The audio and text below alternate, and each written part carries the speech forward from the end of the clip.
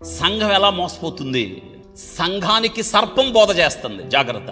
బోధ చేస్తుంది దైవ సేవకుడు కాదు. ఎందుకు? దేవుని చేత ఎన్నిక చేయబడినోడు కాదు, జాగ్రత్త. అబద్ధ బోధనలు పట్టేయాలి మీరు. అబద్ధ బోధన పట్టడానికి తెలుసుకోవాల్సింది ఏంటి తెలుసా? ఎప్పుడైనా క్రీస్తు కేంద్రంగా ఉండాలి, సిలువ ఉండాలి, రక్షణ ఉండాలి, వాక్యములో మీరు ఎదగాలి. నీతి, యథార్థత, భక్తి, విశ్వాస జీవితాల్లో ఏమున్నా లేకపోయినా నేను క్రీస్తు కొరకు బ్రతుకుతాను అనేది వాక్యం. సాక్ష్యం ఏంటి తెలుసా? మీరు చెప్పే సాక్ష్యాలు ఎలా ఉంటాయి తెలుసా?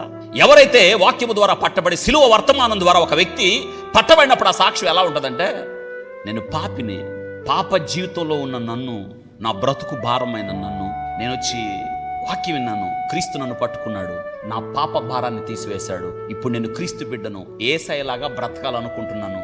ఇది సాక్ష్యం.